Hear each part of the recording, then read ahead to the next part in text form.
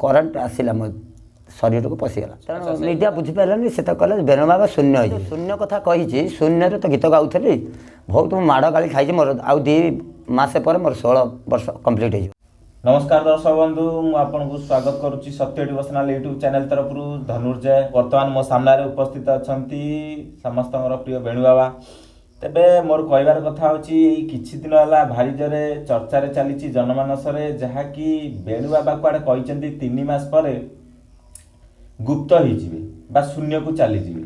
अच्छा शून्य 3 मास पर कौन शून्य को चली जीवे तेबे से नहीं जोरदार कार्यक्रम मुझे सहित आलोचना करुच्ची जहाँकि मालिका बनित पीठ मालिका बनित भक्त मालिका बनित तथ्य आम चैनल आपन को सब दे चली विषय दवापाई प्रयास जारी रही।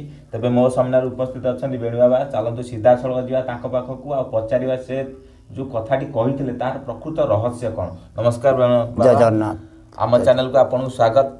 अच्छा ये वर्तमान मीडिया रे किंबा जहाँकि आमर जनमानस पटरे लोक मुखरे जहाँकि शुणा मिलूँ समित कहते बेणु बाबा कुआडे 3 मास पर शून्य को चली। अच्छा कौन तार प्रकृत रहस्य कौन साधु साधु माने जो मालिका लिखिंट तादे ठार गार अच्छी। अच्छा आम खाली पढ़ीदे हेनी ठार गार अंक ताको सब पढ़ले कौ दिन कौन हम कौ मसीहार कौन हम आपण मैंने जानीपर एमाने खाली बही किणिकी आणुचंती नेमाळरू मिलूँ बेपार ना मिलूँ जो मैंने ठार गार न जाते महापुरुष बोलेबे से कालिया बदार परीक्षा हे। अच्छा बुझे आज्ञा ये हूँ घटचक्र नीला प्रभु क्या छाड़े जे प्रभु आसवे निराकार रूप से सी क्या नेबे नहीं। अच्छा जो मानवगण को नेबे नहीं जेहेतु जो मैंने निष्ठार वैष्णव मैंने सब जप करुँच जुग जुग धरिकी से ने। अच्छा एम को 33 कोटी देवगण आउ कहीं रखिपारे कहीं अनंत जुग आसीगला। अच्छा अनंत जुग आप 6 वर्ष है पशिला आउ ये नीलाखेला हाँ आहरी 8 वर्ष अच्छी 8 6 14 ये जो पापी मैंने सब हो बौद्ध आ दुष्य क्या हम नहीं बारचालिया होते चंडी मैंने पशिगला मैंने सब बणा जाइए आखि दोष हम नहीं।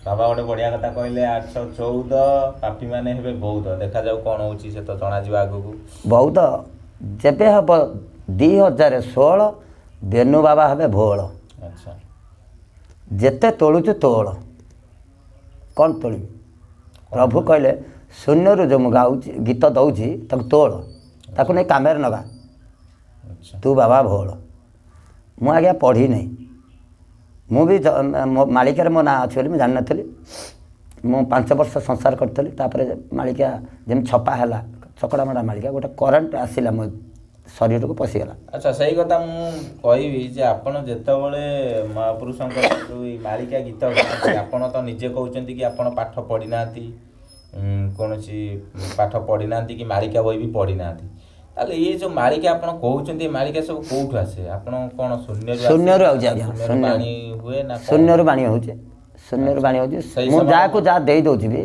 शून्य हो जाऊँ मुझे शून्य कथा कही शून्य तो गीत गाउली बहुत माड़ गाड़ी खाई मोर आउ 2 मास पर मोर 16 वर्ष कंप्लीट हो 16 देवी मत 16 वर्ष नहीं है 16 वर्ष जो कंप्लीट हो मु शून्य हो कहली शून्य हो मैंने आउ भक्त मान देखा देवी नहीं मुझे बुलबी नहीं कड़े मु मोर कौट गुप्त हो रही गुप्त हो तेणु मीडिया बुझीपारानी से कहले बेणु बाबा शून्य हो शून्य हो मैंने उपरू कौन पड़ेगी गुप्त हो जेहेतु गुप्त हो अच्युत 16 वर्ष नीला कंप्लीट करदेली मु जशवंत एरिया जन्म होती मु गुप्त है जशवंत कला मो कतिक आसो मुझे गुप्त पचार करी भक्तों सागर आ मेर्छ मत पाइबे है जो मेर्छ गण जो थटा मजा प्रयास कर पाइबे मत जशवंत महापुरुष जहाँ कहे आपको उद्धार कर बोली धरी मो नीलाग्रह करी है जुआड़े जुआड़े भक्त मैंने थे धरी कर अच्युत सब कर सारे ठीक ठाक कर रखी मत बहुत मानती बहुत लोक मु 16 मंडल पूरा बुली सारे तापर आउ जी मुझे ये एरिया जन्म होती जशवंत कहया कथा तो मो एरिया जन्म हो मोर किसी कलु ना बोली सी मत पागल करके बदलामी करके मत गरीब करके एमती रखिंट सी इंद्रवर पाई जशवंत। तेणु जशवंत जदि मुझे न करी मत शून्य बाणी हो जाए जशवंत जदि न करी मत मुक्ति ना ତାଙ୍କୁ ଅପମାନ ତ ଲାଗୁଛି ନା, ସେଇ ସକାଶେ ମୁଁ କହିଦେଲି ଯେହେତୁ ମୁଁ ଆଉ 2 ମାସ କରିବି, ମୋତେ ଶୂନ୍ୟବାଣୀ ହେଲା, ତୁ ଆଉ 2 ମାସ ଯାହା କରୁଛୁ କର, 23ରୁ ଗୁପ୍ତ ହଉ, 23ଟା ଗୁପ୍ତ 24ରେ ପଚାର ପ୍ରଭୁଙ୍କର।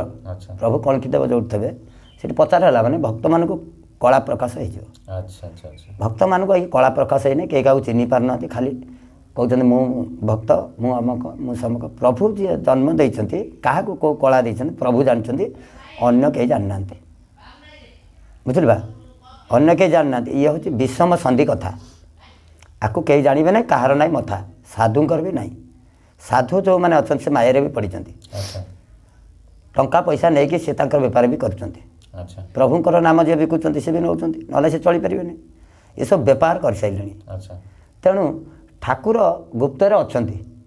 ଆଗ ସାଧୁମାନଙ୍କର ପ୍ରଚାର ହେଇଛି ମିଡ଼ିଆ ମାଧ୍ୟମରେ। ଯଦି ଆପଣଙ୍କ କଣ୍ଠରେ ଠାକୁର ନ ପଶିଥାନ୍ତେ ପ୍ରଚାର ହେଇନଥାନ୍ତା। ତେଣୁ ମୋରି କଣ୍ଠରେ ଆଗ ପଶିଗଲେ, ମୁଁ ଆଗ ପ୍ରଚାର ହେଇଗଲି। ମୋ ପଛରେ ସବୁ ଏ ଡବା ଇଞ୍ଜିନ୍ ଲାଗିଲେ, ଇଏ ମୋତେ ଧରୁନାହାନ୍ତି, ମୋତେ ଧରିଲେ ଆଗକୁ ଯିବେ, ମୁଁ ନେଇ ଠିକଣା ଜାଗାରେ ପହଞ୍ଚେଇବି। ଏମାନେ ମତ ନ ଧରିକି ଇଏ ସବୁ ଯିଏ ମାଳିକାରେ ଲେଖା ହେଇଛନ୍ତି ସେଥିରେ 2 ନମ୍ବର ମୁଁ ଅଛି ମାନେ ଏମାନେ କାହାକୁ ଧରିବେ? ଯେତେ ଜ୍ଞାନୀ ହୁଅନ୍ତୁ କାହାକୁ ଧରିବେ? ମୋତେ ଧରିବେନି, କାହାକୁ ଧରିବେ? ମୁଁ ତାହେଲେ ଆପଣ ନିଶ୍ଚିତ ଭାବରେ ଠିକଣା ଜାଗା କୋଉଠି ଆପଣ ଜାଣିଛନ୍ତି?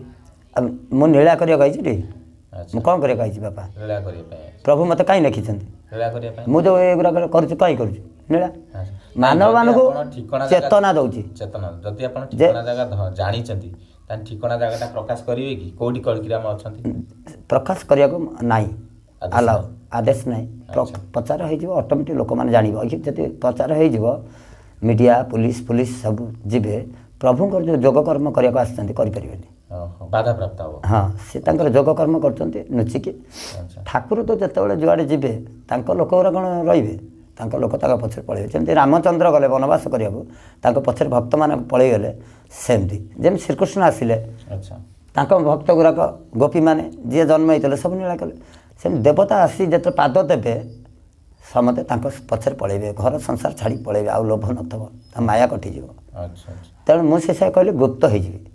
ଭକ୍ତମାନେ ସବୁ ଘାବୁରି ହେଇଗଲେଣି। ମୋ ଭକ୍ତମାନେ ବେନୁ ବାବା ଆମ ଦୁଃଖ ସୁଖର ସାଥୀ ହେଉଥିଲେ, କୁଆଡ଼େ ଶୂନ୍ୟ ହୋଇଯିବେ, ଆମେ କ'ଣ କରିବୁ ବୋଲି ତାଙ୍କର ଭାଳନା ପଡ଼ିଗଲାଣି। ସେଇ କଥାଟା ଯାଇକି ଭାଳେଣି ପଡ଼ିଛି। ତେଣୁ ଏଥରେ ମୁଁ ପୁଣି ଛାଡ଼ିଦେଲେ ପୁଣି ଭକ୍ତମାନେ ଯେଉଁ ଘାବୁରି ଯାଇଛନ୍ତି ସେ ସାନ୍ତ୍ୱନା ହେଇଯିବେ। ସେ ମୁଁ ଏଥରେ ଆଉ ଥରେ ମିଡ଼ିଆରେ ଛାଡ଼ୁଛି ଯେ ଭକ୍ତମାନେ ତୁମେ ଘାବୁଡ଼ିବ ନାହିଁ, ମୁଁ ତୁମ ପାଇଁ ଅଛି, ତୁମକୁ ଉଦ୍ଧାର ନିଶ୍ଚିନ୍ତ କରିବି। ଲୋକ ମୋ ପଛରେ ଗଲେ ନାଇଁ, ନିଶ୍ଚିତ ଭାବରେ ଯେଉଁମାନେ କି ଯାହାକି ଜନମାନସରେ ଚର୍ଚ୍ଚା ଚାଲିଥିଲା, ଯେଉଁମାନେ ମଧ୍ୟ ଭାବୁଥିଲେ କ'ଣ ବାବା ଶୂନ୍ୟକୁ ପଳେଇବେ ବେଣୁ ବାବା, ତ ଏଇଟା ଯାହାକି ବାବା ପ୍ରମାଣ କରିଦେଲେ କି ସେ ଶୂନ୍ୟକୁ ଯିବା ଅର୍ଥାତ୍ କୁଆଡ଼େ ଅନ୍ତର୍ଧାନ ହେଇଯିବେ, ବା ଯେଉଁଟାକି ଗୁପ୍ତରେ ଲୀଳା କରିବେ, ଗୁପ୍ତରେ ରହିବେ। ସେ ନିଜ ଭକ୍ତମାନଙ୍କ ସେବା କରିବେ। ମୁଖରେ କହିଲେ କେବଳ ଭକ୍ତମାନଙ୍କୁ ଯିଏ ଦେଖାଦେବେ, ବାକି ମ୍ଲେଚ୍ଛମାନଙ୍କୁ ସେ ଦେଖାଦେବେ ନାହିଁ, ଯାହାକି ତାଙ୍କୁ ପ୍ରଭୁ ଯଶୋବନ୍ତଙ୍କର ଆଜ୍ଞା ଅଛି।